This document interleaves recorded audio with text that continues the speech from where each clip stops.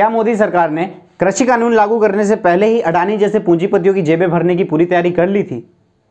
क्या कानून लागू होने के पहले से ही अडानी एग्री लॉजिस्टिक्स ने अनाज भंडारण की पूरी व्यवस्था करके रखी हुई थी? आइए जानते हैं इस वीडियो के माध्यम से। नमस्कार, मैं हूं पुष्कर द्विवेदी और आप देख रहे हैं दी साइलेंस मीडिया। जैसा कि आप जानते ही होंगे कि मोदी सरकार में सब कुछ बड़े ही योजनाबद्ध तरीके से पूंजीपतियों और सरकार से संरक्षण प्राप्त लोगों के हितों में ही हो रहा है। साथ ही एक के बाद एक देश के छात्र, नौजवान, महिला और किसानों के विरोधी कानून लाए जा रहे हैं। अब कृषि कानून की बात करें तो आपको बताते चलें कि इस मामले में मोदी सरकार कॉन्ट्रैक्ट फार्मिंग को बढ़ावा देने के लिए आज से नहीं बल्कि 2019 से ही भारतीय खाद्य निगम द्वारा बिहार और पंजाब राज्यों में भंडारण के लिए अडानी ग्रुप से करार कर चुकी थी, जिसके तहत बड़े बड़े अनाज भंडारण कक्ष का निर्माण सुनिश्चित हुआ था। अब इस बीच सवाल यह उठता है कि क्या मोदी सरकार इन पूंजीपतियों के आगे मजबूर हो चुकी है या फिर वह स्वयं सरकार चलाने में सक्षम नहीं है। सरकार की देखरेख में चलने वाले विभाग भारतीय खाद्य निगम के अन्न भंडारण के लिए इन पूंजीपतियों से करार कर अनुमति आखिर क्यों प्रदान की गई? इन बातों से साफ पता चलता है कि अब मोदी सरकार से कहीं ज्यादा सामर्थ्य इन पूंजीपतियों के पास है। दरअसल अडानी लॉजिस्टिक्स के कृषि क्षेत्र में बढ़ते कदम ने किसानों की चिंता बढ़ा दी है। अगर मिनिस्ट्री ऑफ कॉर्पोरेशन अफेयर्स की वेबसाइट के आंकड़ों की ही देखें तो बीते 5 सालों में 21 कंपनियां अस्तित्व में आई हैं और मंत्रालय ने इनके नामों पर मंजूरी भी दी है। ये सभी कंपनियां अडानी एग्री लॉजिस्टिक्स नेटवर्क की ही हैं, जिनका रजिस्ट्रेशन 2014 से 2018 के बीच गुजरात से ही हुआ है। यहाँ एक प्रश्न खड़ा होता है, इतने वर्षों से भंडारण देख रही FCI food corporation in India के पास क्या इतनी कार्य क्षमता और संसाधन नहीं है कि वे स्वयं ऐसी व्यवस्था का प्रबंधन कर सकें जिससे सरकारी क्षेत्र को लाभ मिले? अडानी से करार के तहत अडानी ग्रुप अनाज रखने के लिए जो भी भंडारण कक्षों का निर्माण करेगा उसे FCI आगामी 30 वर्षों तक किराया देगी।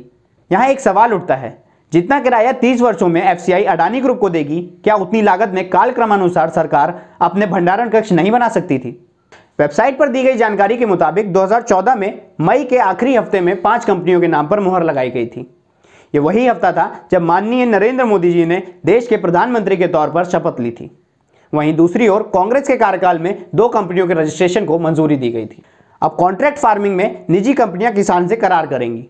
अगर कंपनी को अपेक्षानुसार गुणवत्ता में कहीं कोई कमी पाई गई तो किसानों को पैसा नहीं दिया जाएगा। इस मामले में किसानों के पास शिकायत करने का समय मात्र 30 दिन का होगा। गौरतलब है कि केस का फैसला न्यायालय में नहीं बल्कि SDM के विवेक पर निर्भर करेगा। आप कल्पना कीजिए, जिस देश में सबसे बड़े न्याय के मंदिर में बड़े बड़े न्यायिक पुजारी तक स्वयंभू सरकार के विरुद्ध निर्णय नहीं सुना पाते हैं, तो फिर एक SDM की क्या मजाल?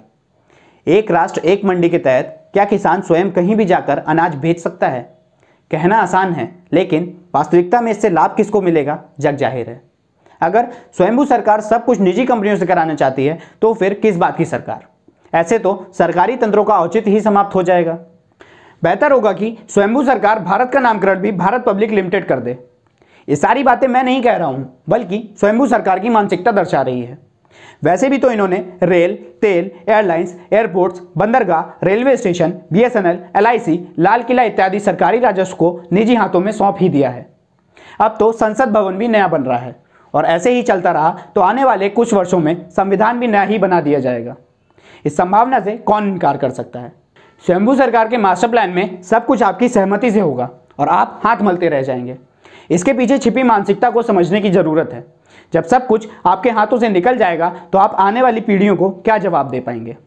अभी भी वक्त है, अपने खेत खलियान, लोकतांत्रिक अधिकार, फसल और नस्ल की हिफाजत कर लीजिए।